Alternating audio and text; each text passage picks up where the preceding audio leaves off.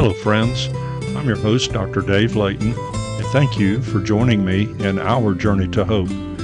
It is my desire through this podcast to bring you information about how to discover, sustain, or perhaps regain hope. Well, in this episode, we'll be speaking with Chasity Abram of Ivy Creek Hospice. Hello, Chasity. Hey, Dr. Dave, how are you? Oh, Dr. Dave. Yeah, I really appreciate you agreeing to be a guest, because this is such an important part of the life cycle that we go through, and to have people there. And that's one of the things that I like to emphasize when I work with cancer patients and other folks is you are not alone. Don't ever think that. And so hospice, I think, helps step in and provide that. And so we'll get to that. We're going to talk about what hospice care is. It's more than what most of us think, and how you're rolling and how hospice care helps folks. But first of all, please tell me a little bit about yourself and then about your role with Ivy Creek. Okay. My name is Chasity Abram. I graduated nursing school in 2012.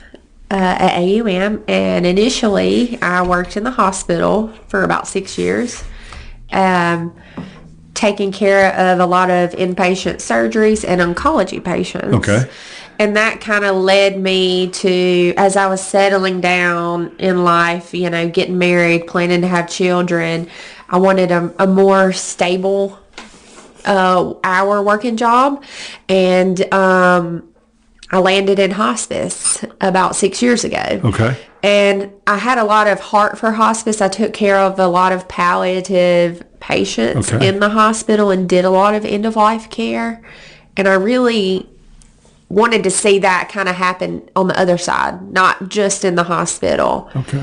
For people to be home. And so I've been doing hospice now for about 6 years, maybe 6.5 years. And initially I was one of the nurses that just took care of the patients in the home. I was a case manager, helped manage their care.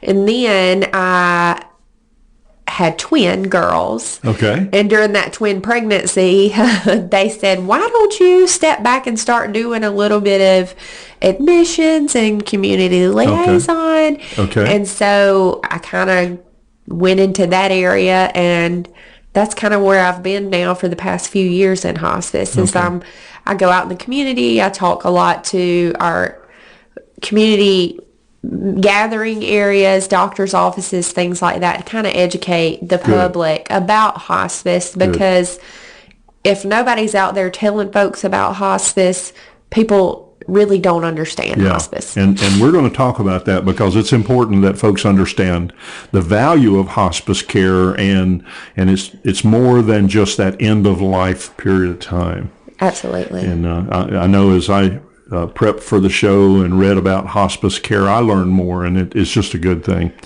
Well, I appreciate that you were once an oncology nurse. I was. I have a pretty long experience with nurses, but I never thought that I would be on the receiving care side of it to the point that I was.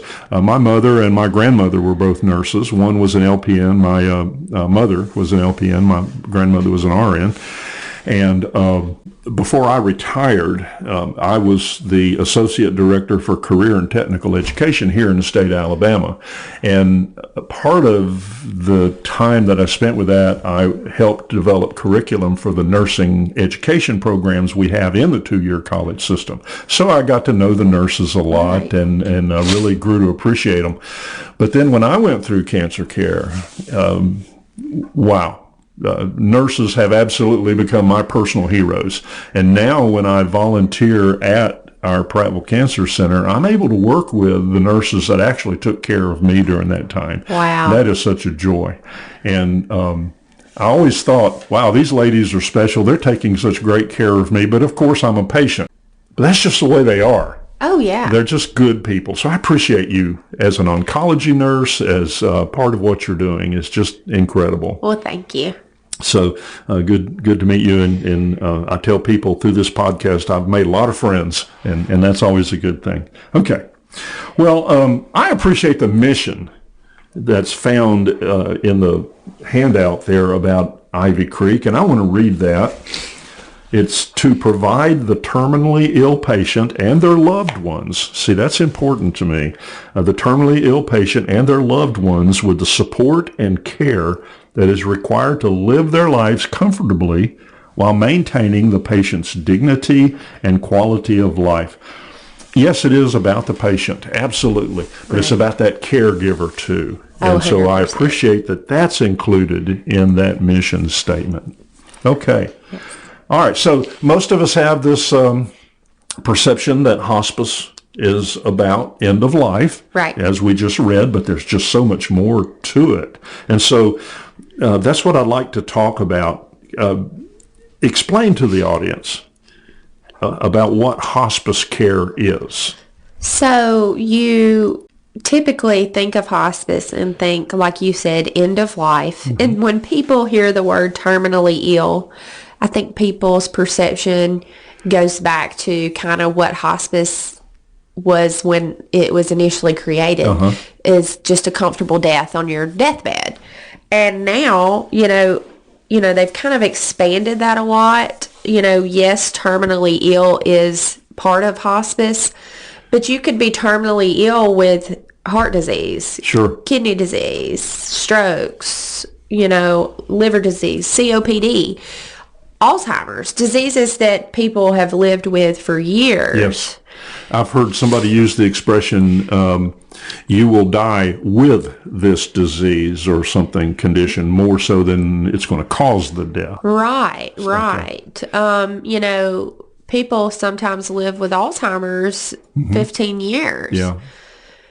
It's not that technically the Alzheimer's is what is the cause of death. It's all the complications that come along with that disease, such as aspiration pneumonia, infections, wounds, these type of things, or injuries, or falls and injuries. These type of things kind of precede what leads to the terminally ill process. And so we generally, a good idea of when you start thinking, I'm not sure if my loved one is going to make it till Christmas this year. Okay, well, that's 11 months away. If you're thinking that, it's already time to start talking about hospice. Okay.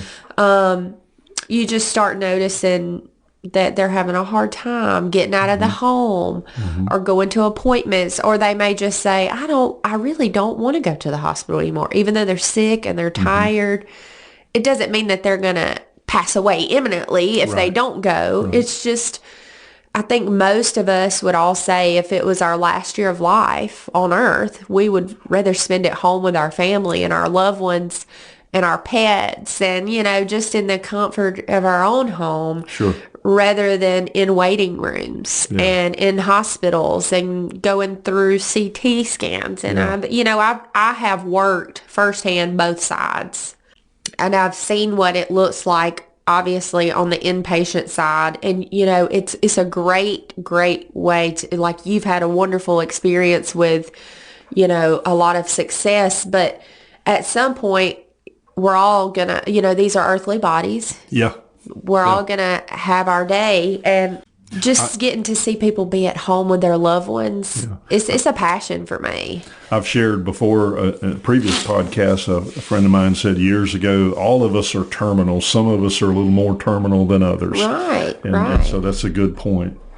Right. Okay. And I just getting to bring the type of care that hospice gets to bring to patients and families in the home, and just to see that huge relief, and just knowing that they're not alone, knowing that they do have support, knowing that the support of hospice is just a phone call away, day or night. Yeah.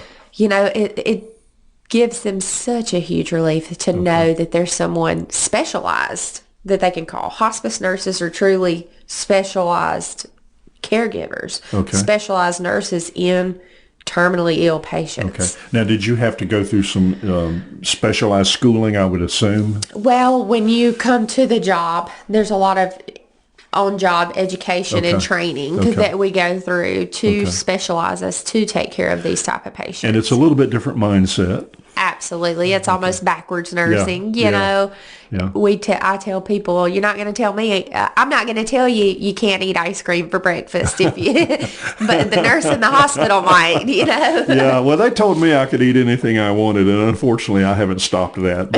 But no, seriously, so when you come in to a case situation, I don't understand exactly what it is that you do. Now, do you provide actual nursing care, as I would think, like a home health aide or something beyond that, administering medications, those kind of typical nursing practices? So it is a specialized nursing care, medical care that you do get in the home. That's not a nurse that comes to stay with you. You would still need to, if you could not manage your own medications, you would need to have a caregiver who could. Now, the nurse would call, order medications, deliver medications, medical equipment, medical supplies, even incontinence supplies are provided through the hospice Medicare benefit. So with that being said, a nurse typically visits a couple of times a week and, you know, does their assessment if they're picking up on infections or things such as that or new symptoms. We do call the doctor. But the real focus and philosophy of hospice is comfort. That's not to say that it's only comfort. You know, we still want to provide the type of medications and medical attention that's within reason for the patient. So you would see something and you might then, as a manager of the patient's healthcare team and all of that, you're going to maybe coordinate some other type of care from someone else coming in, or? Well, if they're needing help with bathing assistance, we can have a nurse's aide come in and help with personal care. We could call the physician, let the physician know, hey, we've got this infection going on, or hey, I'm suspecting this, or they're complaining of that. And we could get medications called in and ordered rather than, or equipment or supplies, whatever the need be, rather than the patient having to go and sit in the doctor's office and wait on a scheduled appointment and things such as that. So it's a great service, and there is actually statistics and research that has proven that patients who utilize hospice live longer than patients who do not. So that's a very interesting fact that people have a lot of misconception about, because people truly think as soon as I call hospice, they're going to give me morphine and I'm going to die. I mean, that's just the blunt statement that I hear so much. But, you know, that's not true. That's not true at all. But that's what people believe hospice was intended to be, because it was people who were on their deathbed and dying and just needing a comfortable death. But hospice has evolved into so much more. I hear, I haven't heard you say it necessarily directly, but I see that the hospice care has a very large education component to it, both the patient education as well as the caregiver education. Oh, absolutely. That's a big part of what we do, is because the nurse doesn't stay, and most people would say they wouldn't want a nurse staying in their home. A lot of people are even hesitant to call hospice because of that reason. They think, oh, well, I don't need somebody to help me cook and clean right now. And I say, well, that's great. And if you do, we'll help you find someone. But that's not what we're going to do. That's right. Anyways, but yeah, to be able to provide the family with the firsthand knowledge of, hey, this is what this disease is going to potentially look like over the next few months. These are some things that we're anticipating. We want to be proactive instead of reactive. Can we go ahead and place oxygen in the home? Are you okay with us going ahead and getting an emergency medicine kit to tuck away, or a hospital bed, and just to be proactive as we expect the disease to normally decline, and to be preparing that family. And I've had people say, I don't know what I would have done had hospice not been here, or had they not already brought this, I would have had to send him to the emergency room. Or just not knowing what to do. Right, I mean, right. And most of the time, these people who have already made the decision for hospice are absolutely against going to the hospital. Yeah. They're in their mind, they're just leave me here, let me be. But a lot of people still want to get as much treatment as possible, and we want to provide that as well. There's a lot of misunderstanding. I've had people say, well, if I call in hospice, they're not going to let me take my medicine. Oh, yes. We're actually going to manage your medication so that we know it's being adjusted as maybe appetite declines. We may need to lower insulin. Okay. There's a lot of ongoing monitoring. Yes, and you think about it, somebody who is in that phase of life, their mind is going in all different directions. Their caregiver's mind is going in all different directions. So it's great to have somebody come in who can referee that, can straighten all that out, give them a pathway, those kinds of things. And a peace of mind. Oh, absolutely. I actually had a friend whose mother was placed on hospice recently, and she said, Mom, I need to have someone to call because I don't know all these things. I don't know which medicine to give you when this is happening, and I need to know what to do. And, just giving her that peace of mind of knowing, hey, we're just a phone call away, day or night. And that's the great thing about hospice is if you do have an emergency or a question, weekends, nights, holidays, whatever, it's 24/7. Yeah. That nurse line. And that nurse has 24/7 access to our hospice physician. And our hospice physician with Ivy Creek is hospice and palliative certified. And you don't get that with a lot of hospices. But with hospice with Ivy Creek, we are able to utilize our hospice physician who's hospice and palliative certified and who really knows the appropriate medication doses and assessment findings and how to treat those type of things. You've used a term that a lot of folks may not understand, the palliative care. Would you briefly explain what that is? Sure. So palliative care simply just means comfort and symptom management. Okay. And Ivy Creek actually does have a palliative care as well, where patients can continue to get that aggressive treatment, such as procedures and specialty appointments and things that they may not be continuing to do once they've elected hospice. They can continue to do that with palliative care. All the while, they're at least trying to get symptoms managed, because sometimes people can't participate in therapy and chemo or whatever they have because their pain is so severe or their nausea is so severe. And if palliative can get those symptoms at bay, then they'll be more productive in their aggressive treatment endeavors. And I've seen that in our cancer patients as sometimes their physical symptoms are prohibiting them from being able to take chemo. Or even to get in the car, to come in. I've seen patients come to hospice because they have gotten to where they're so debilitated they really truly can't go physically anymore to get their treatments or to all their specialty appointments, especially when we're talking about a day of travel and then an elderly spouse who's having to help with lifting assistance, getting in and out. You think of these little petite older ladies taking care of their not so petite husbands. Right.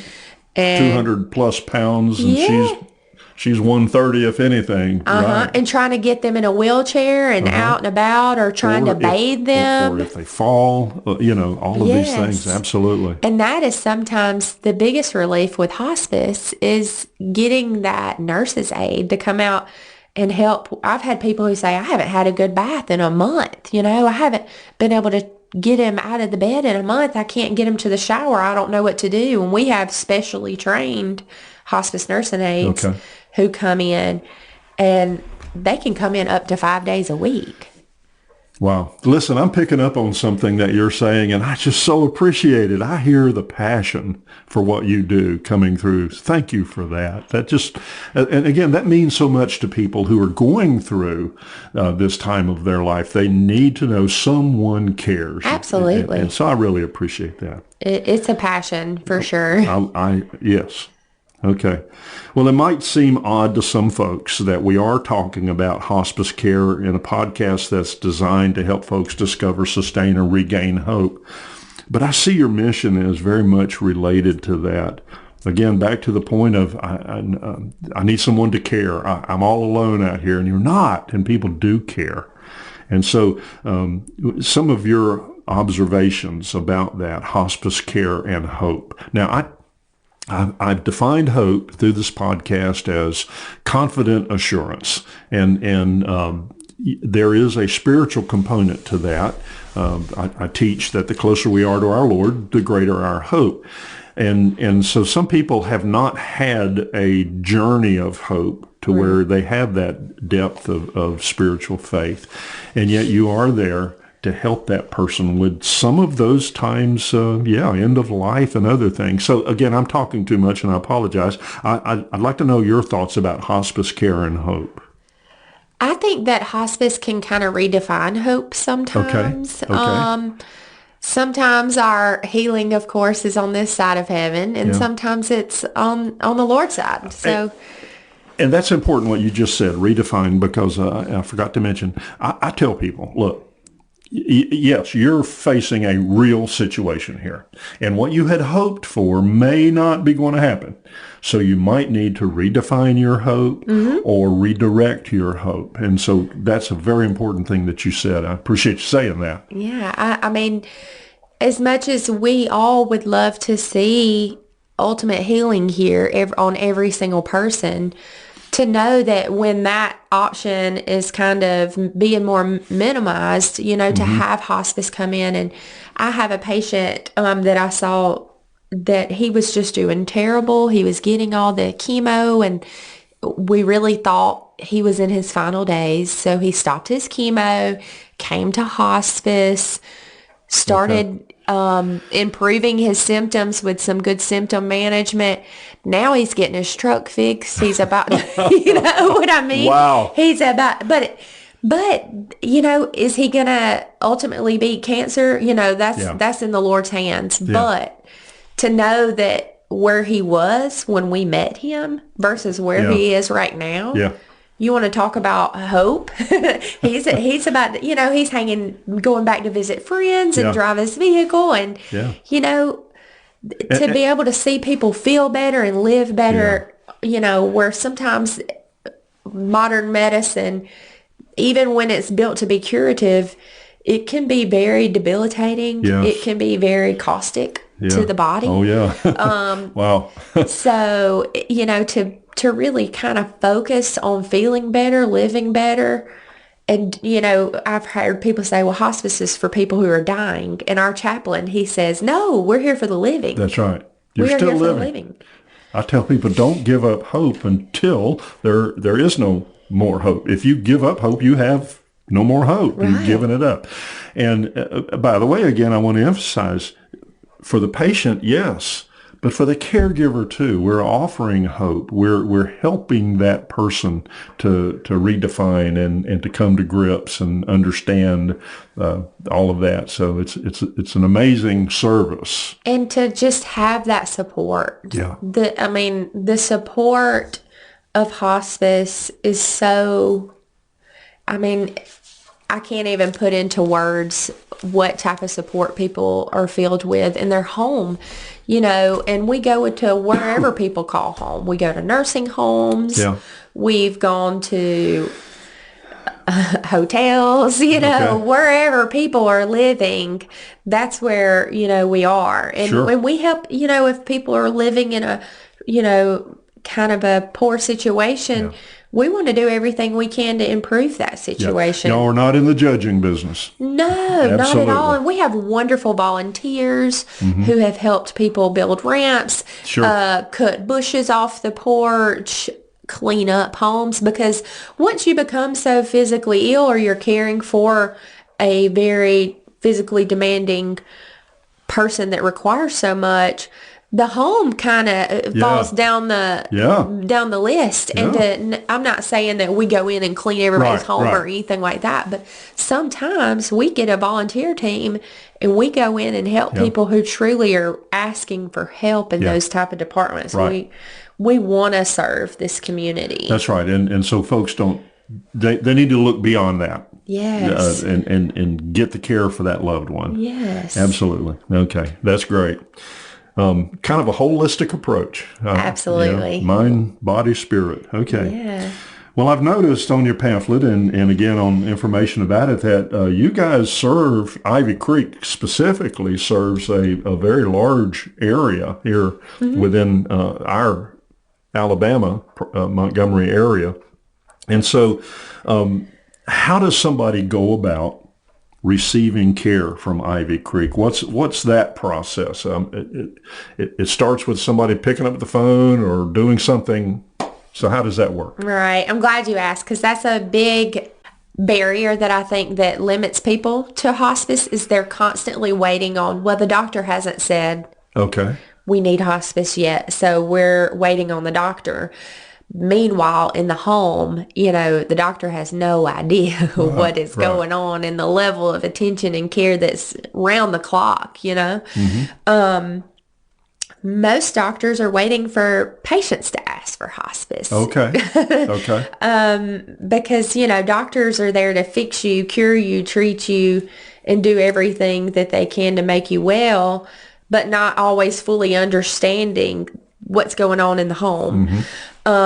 So if you know someone, if you see a neighbor struggling, a loved one, a church member, you yourself can say to that person, hey, I think you should give Ivy Creek or give hospice a call.